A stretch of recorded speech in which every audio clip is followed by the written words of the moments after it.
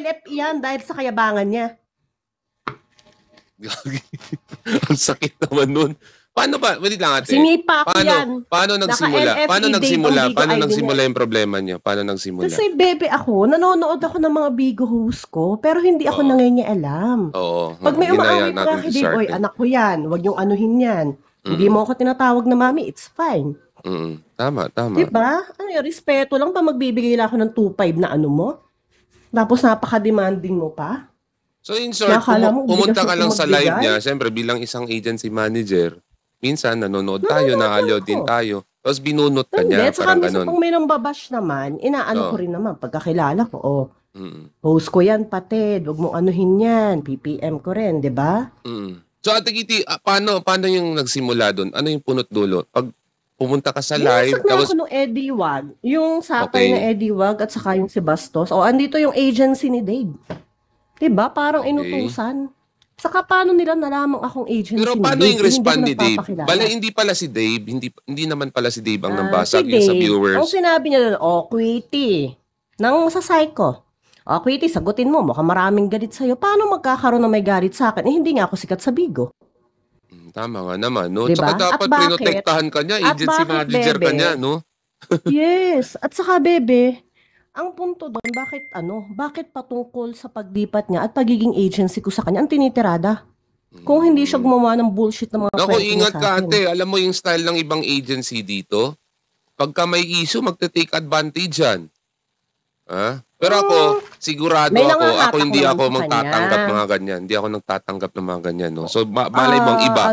Ingat ka lang kasi muntik na mangyari yan sa akin. Pag may agency yung host sa manager, between the agency manager, na may mga hatak yan. Ingat lang. Yan lang yung advice ko sa inyo. May nanghahatak na nga sa kanya, May nanghahatak na nga sa kanya mga spender. Pangatlong beses yung nagsabi sa akin. Sabi niya magpapakompute siya, nag-thumbs up ako. Pero wala ba kayong history ni Dave? Wala kayong history na away, Dave? Mas maganda siguro kung nandito si Dave para marinig din natin yung side ni Dave. Personal, wala kami away ni Dave. Pero nagtataka nga ako, bakit ako tinitira sa live niya? Bakit ako tinitira sa live niya ng mga viewers niya? Saan ang galing yung galing ng viewers niya sa akin, Chubby? Yung viewers kasi, sometimes kasi uncontrollable. Alam naman natin ang gagatong. Hindi sa kinakampihan ko si Dave, kasi, pero siguro yung point ko lang doon, dapat din siguro sana prinotektahan ka rin niya. Bilang respeto na lang as agency manager mo sa... Napakasakit naman nun. Hindi kasi parang ang dating inutusan pa Saan nga manggagaling ang info na ako ang agency na Bebe Chubby? At bakit pati yung paglilipat sa kanya, alam. Nag-request na ba siya? Anong chismis master? Si Dave, binasag niya agency manager niya.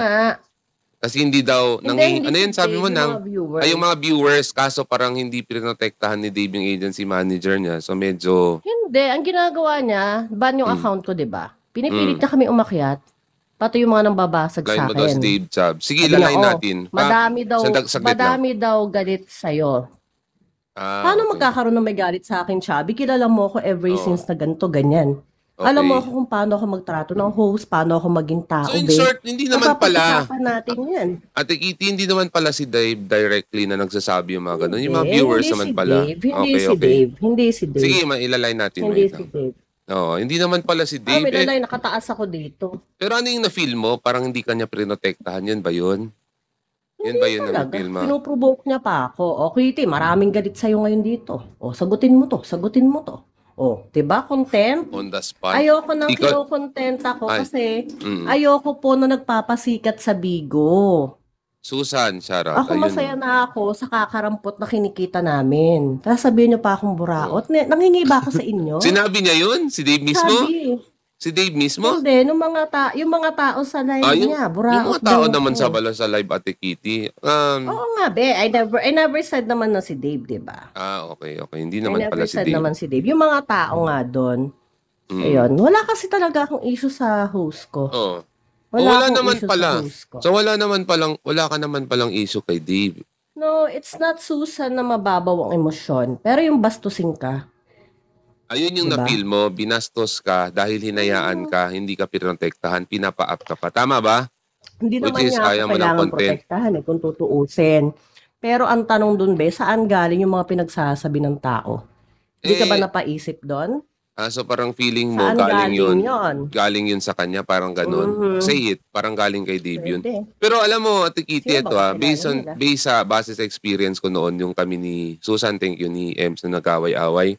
Minsan yung mga tao, yung mga viewers talaga ng gagatong, sila talagang may pakananan. So, mahirap din sabihin na si Dave nagbigay ng info, lalong-lalo na kung wala tayong konkretong ebidensya. Just to be fair, Ate Kitty, hindi ko sinasabi kinakampihan ko si Dave. Doon lang tayo sa gitna.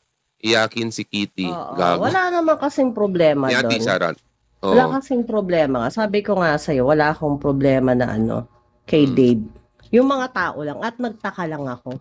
Bakit pati pag pero wala kang, sinasabi mo ate, wala kang problema. Pero nagdududa ka kay Dave na parang siya nagpi-feedback ng info. Correct? Diba yun yung sabi mo kanina if you were one of my supporters, saan mo makukuha yung mga info na agency mo ako? I cannot really answer that actually, Ate Kitty. Pero it could be dun sa, kasi may tag tayo, di ba, yung elegante, yung blue seal. Pwede kasi yun doon Pero I don't think na sa kanya galing. Pero posible din. There's a possibility na baka may nagtanong before. Wala naman akong problema pwede din yung ganon. Ang punto ko lang, wag nila akong kinukontent. Jason Bilib ako, basta laging gusto ko lang ng tahimik na live. Hindi ako nagla-live, Chubby. Alam mo yung game live lang ako. Paano yan? Sinabi nyo dito sa live ko. Siguro, Ate Kitty, ganito. Dapat nga matuwa pa ako kung ibang host lang ako, Chubby. Hindi kita makontak sa TG. Okay. Sana hindi natin gawin dito sa live yun. Kasi this is between you and your host. I'll message you na lang later, bebe. Kasi wala na. Ito na. Sinabi nyo sa live ko, yung mga marites dito, alam nyo naman. May mga marites ba? Si Dave nagla-live. Sige. Okay lang ba? Ilaline ko si Dave, yung host niya, para marinig natin yung side niya. Sige. Okay lang naman. Kaya naman pero sa totoo lang, nandito ako or I need to go down? You need to go down, Ate Kitty. Tapos doon ka lang muna sa baba. Okay? Sige. Pero, sige, baba muna kita sa gitna. Lang ako Sige, ate. Okay, guys. Sa Ate Kitty, alam naman natin, alam na ng tao na siya yung agency manager ni Dave. So, pumunta siya doon sa live ni Dave, nanonood siya, tapos binabasag siya. So, binabasag siya, hindi si Dave. Okay, ulitin ko lang, yung viewers niya. Okay, kaso nga lang, Ate Kitty, sabi niya, pero for me, parang okay lang naman na sinasabi ni Dave. Pero kung hindi niya gusto, pwede niya naman i-PM si Kitty or si Kitty, pwede rin mag-PM kay Dave. Huwag mo na akong i-content. Matandang iyakin, Kitty. Gago, sino nag-fan lottery nito? Gago, huwag niyo i-ganyan. Huwag niyo naman bastusin si Kitty. Okay, line natin si Dave. Kung nandyan si Dave, ha? Kaso lang, nilabas kagad niya ni Ate Kitty dito. Pero anyway, sige lang Ate Kitty. Ayusin natin to. Dave. Bakit nandito ka na? To be fair. Utol! Good morning! Good afternoon. Nandito yung agency manager ko. Sabi ko, just to be fair, mas maganda kung marinig natin yung side mo. Okay? Kasi ang sabi niya, binabasag daw siya ng mga viewers mo, tapos pinapa-up mo daw siya. Parang feeling niya, hindi mo siya pinoprotektan. At the same time, yung info na sinasabi niya na umalabas sa mga viewers is baka daw galing sa'yo. Sabi ko, wala tayong konkretong ebidensya dyan. Mahirap yan. Tsaka alam naman natin bilang isang Bigo host, nang gagatong yung mga putang inang mga viewers. So anyways, maganda sana in private nyo to isettle, pero nag-up kasi siya kanina sa akin, bago lang, si Ate Kitty. Actually, nandyan siya. Gusto lang natin marinig yung side mo, Dave. Just to be fair, guys, because there's always two sides of the story. Kakalive ko lang kanina, tas yun, nandun siya. Tas di ko alam, may dami dun Parang galit sa kanya, di ko alam kung sino yun Tas yun, nagsasagutan sila sa baba. Syempre, alam nyo naman, pagkakasimula pa lang ng live, yun ang hanap natin yung pampahype, di ba? So hindi para may kampihan ako. At least klaro. Hindi para may kampihan ako. Hindi para may panigan ako. Kung kaya niyo namang ipagtanggol yung sarili niyo, pagtanggol niyo, di ba? Tapos yun, nag-hype. Okay. Parang nagkakapikurin na sila. Okay, wait lang. Ate Kitty, narinig nyo naman. Para sa akin, tangina, pabor din yan sa'yo, Ate Kitty. Nagpapahype lang naman pala siya. Although hindi naman niya kailangan ng hype kasi super hype naman talaga to si Dave. Sikat na to ngayon. Pero maganda siguro kung pag-usapan nyo in private kasi parang ayaw niya na kinokontent siya, yung agency manager mo, Ano Dave. naman, nagsasagutan sila sa baba kasi kanina. So akala ko okay sa kanya, akala ko kaya niya.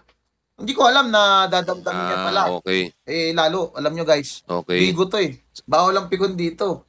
Alam mo yan, Chubby.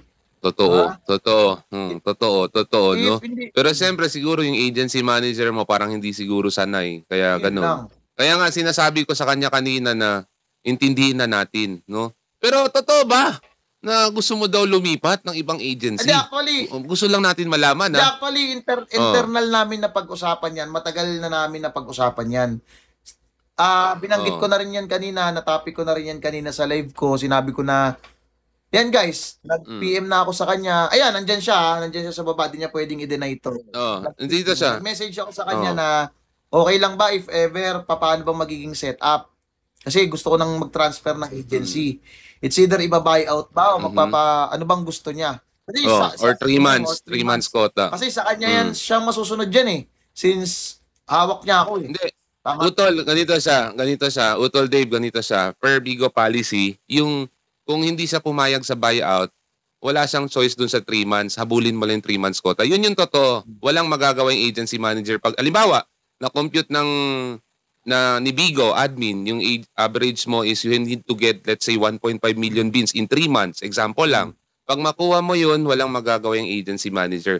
Pero ganito yun, Utol Dave. For me, ano ba yung pinaka-reason mo bakit mo gustong lumipat? Gusto rin natin marinig yung side ni Dave, guys. Number 2, sa akin din, no, bilang isang agency manager din, kung lilipat ka, pareho lang naman yung sahod.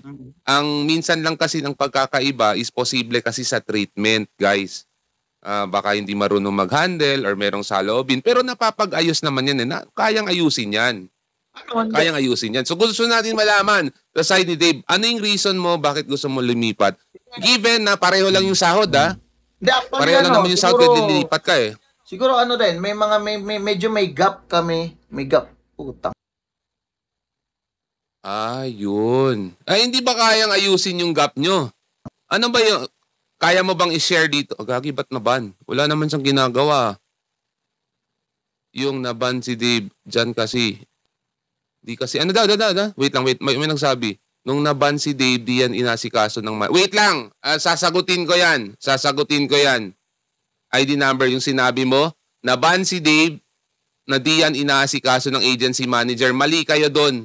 Nakita ko, inasikaso siya ni Dave. Nagkataon lang na nagkaroon ng naging tighten yung security enhancement ni Bigo. Okay? Yung Bigo policy, yung banning policy. May mga bottom lines violation talaga na hindi na-unban. Okay? Na kailangan mo maghintay ng 30 days.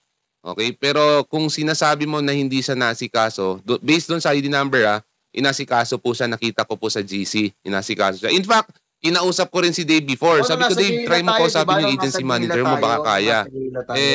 Not that time.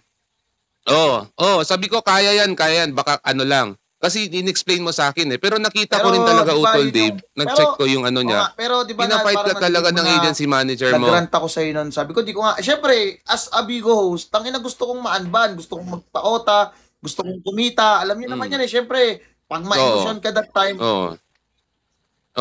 Pero Utol, likewise, ang agency manager gusto ka rin ma-unban yan kasi kikita din siya sa'yo eh. Sabi ko sa kanya that time, i-try natin ng i-try. Parang, kasi syempre wag mo akong sukuan kasi nga thank you sa may benefit ka din naman sa akin eh. Yun kasi yung point ko doon. At kahit na we all know na mahigpit, nagdoble higpit sila, naging paselan sila, mahirap magpa-unban, at least sinubukan natin. Ilang naman yung sa akin doon. Nabanggit mo pa nga yan. Sinubukan, Hindi, pero kasi nung nag-uusap pero ginawa niya, Utol. Pero kasi nung nag-uusap tayo actually, Utol. Di ba nabanggit ko pa nga, nabanggit mo pa, gusto mo papuntahin mo sa akin yung manager mo sa live ko. Kaya lang baka kasi ang maging labas, baka tinuturuan ko siya o pinangungunahan ko siya. Yun yung banggit mo sa akin that time na magkasama tayo personal, di ba? Tama. Yun yung sinabi ko. Correct. Siyempre ayaw ko rin bilang respeto sa ibang agency manager, Utol. Ayaw ko rin pangunahan. Siguro yung reason si guard naman na-unban. Iyon, tapos ano din siguro, doon na lang sa email ko. Yun nga, Sabi mo may gap kanina. Sabi mo may gap. Pero hindi ba kayang dati? ayusin? Dati kasi wala pa akong alam kung paano lumipat, ganun. Hindi ko pa alam talaga yun that time. Tsaka hindi ko alam kung kinakasama niya. Ako na-explain ko yan sa live yung ko. Kinakasama niya eh. Yung pangalan yun, yung Kyle ba yun? Yung Kyle. Nakaaway ko na din yun. Sinabihan na kung di, makapal yung mukha ko, ganun. Okay. Kung tutusin, isa ako sa malakas na host ng agency nyo, tapos sasabihan nyo ganun, okay. diba? Oo. Yun lang. At least Ate Kitty, naririnig din natin si Dave ngayon, ha? Siguro hindi rin naman tama. Hindi rin naman siguro tama yung sinabi ng makapal yung mukha ni Dave, para sa akin. Ako, di ba naalala mo, Dave? Yung host ko, binabasag ako, tangin na si Kyla dahil hindi ko samahan ban. Di ba? Pero alam mo ako, I take it constructively kasi siyempre, naintindihan ko rin yung frustration ng bata. Kahit hindi niya naintindihan na hindi talaga pwedeng ma-unban that time. Pero in-extend ko lang yung pasensya niya. Pero napapag-usapan naman yan. Pero siyempre, decision mo pa rin, Dave. Siyempre, sino ba naman ako para kontrolin sa decision mo. At the same time, sa Tikiti at least naririnig niya. Hindi ko naman ugali umalis ng walang paalam. Napakaayos ko naman nagpaalam sa kanya. Sinasabi ko naman sa kanya, ay, alam niya yan. Nagpapaalam ka naman. Hindi niya pwede din sabihin na aalis ako sa kanya ng walang dahil, walang paalam, ganun. Nagsabi na ako sa kanya ngayon, sa kanya na yan, kung sa papaanong process niya ako gustong pakawalan sa agency niya. Yun lang naman yun. Okay, so meaning to say, decided ka na lilipat ka talaga. Baka yun yung final decision mo. Okay na yung lilipatan ko. Kung may ranking na. Kasi wala pang ranking yung wala pang tire ranking yung lilipatan kong agency. Bagong at least tier 4 At least tier 4 para makalipat. So, I think ganito na lang siguro. It would be best, guys, no? Kahit papano. Let us be professional. Ate Kitty, narinig naman natin kahit naka-live tayo. Try to settle it in private na lang, Utol. Kasi maganda pa rin. It would still be better na there is a good relationship between the host and the agency manager. So, yun yung pinaka-the best. And yung naman yung mga mga nakaraan na conflict nyo, malay mo, Ate Kitty, baka kaya pang ayusin yan, no? Kasi alam naman natin, guys, kung top host lilipat, masakit yan sa isang agency manager. Ako, ibababa ko yung pride ko. Masakit talaga yan. Especially top host. Kumikita tayo dyan around 10 to 15,000. Especially 500K ang quota. So, yun. Anyways, nakikita ko naman si Dave na mabait naman. Although he also has his reason, no? Na gusto niyang lumipat.